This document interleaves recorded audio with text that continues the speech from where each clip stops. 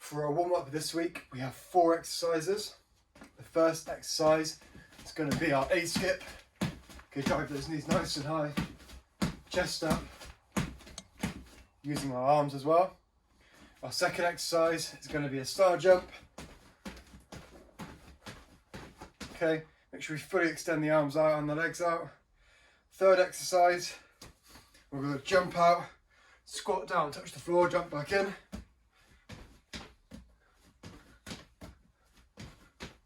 Okay, head and chest up, feet flat on the floor, and we're trying to get our palm of the hand on the floor.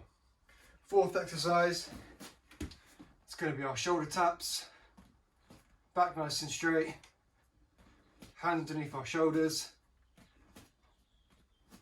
alternating sides.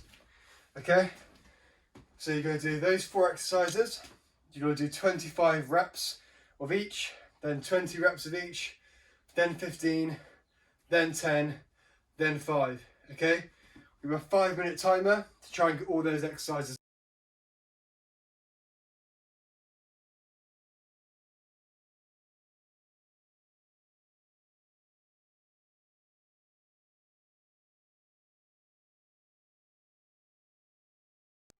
Most of you by now can perform a bodyweight squat, okay? Or should be able to perform a bodyweight squat. That's a bilateral exercise because it's using both of our legs. What we're going to work towards is a single leg squat, okay? That's a unilateral exercise because it's only using one limb. I'll give you a quick demo. So that there is what we eventually want to work up towards, okay? A full single leg squat or pistol squat. We're going to work through 3 variations today to help improve that. First one we're going to do, so I'm just using a bench here, but you can use a chair or a sofa. Okay, stand relatively close to the bench. I'm going to start on my right leg. I'm going to extend my left leg out in front. First exercise, what I'm going to do is I'm going to work on the downwards phase of that movement. So from there, with control, I'm going to slowly work down, bring this foot back in, and then stand up. Okay, you want to try and go as slowly as you can with this exercise, as much control as possible. And then back up. The second exercise we're going to do is working on the upwards phase. So have this foot flat on the floor again, extend one leg out in front, and we'll be working on this upward phase, okay? And we can start to add in a bit of speed now, okay? Up. Then we're going to rest, put this foot down, and sit down. Back out, up, bring this foot in, sit back down.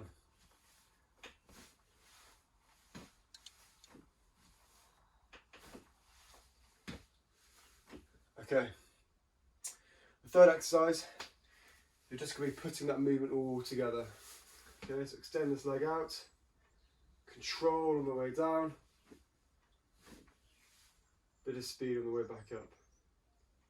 Control on the way down.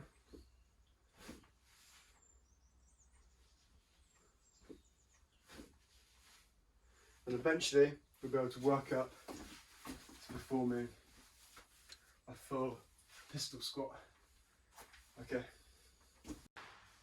Okay, moving on to our second exercise, and we're doing an RDL, which stands for Romanian deadlift, and we're going to do a single leg variation. Okay, so this movement is working our posterior chain, which is all the muscles that run down the back of our body. Okay? It's also a movement that requires our hips to hinge. Okay, so it's a hip hinging movement. We're going to bring one knee up, slight bend in our leg that's on the floor, and we're going to fire this leg back behind us. Okay? Maintaining tension in our hamstrings and in our glutes. And we're going to bring this knee back up and back out, okay? Nice and controlled. You can have your arms up to the side to help balance. Okay, what I don't want to see when you're doing this, turning this leg back, is for your other knee to start bending, okay? You want to try and maintain that slight bend in that knee.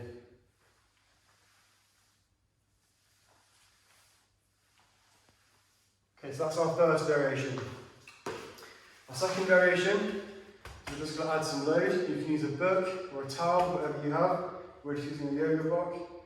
From there, bring your knee up, send the leg back, and fire your arms out in front. And then back in, and back up. Okay, so this acts as kind of a counterbalance, so it might be easy to do for some of you. Third variation, so we're going to do an RDL into a side lunge. Okay, so we're going to add some movement into this. We do the RDL, then we're going to step through and perform a side lunge.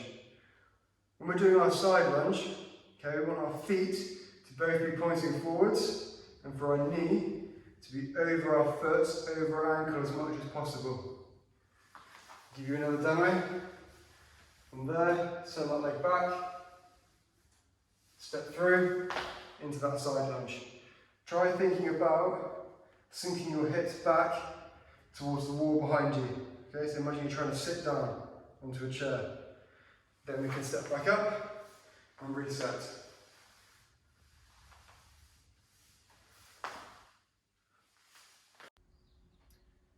Moving on to some flexibility and mobility work now.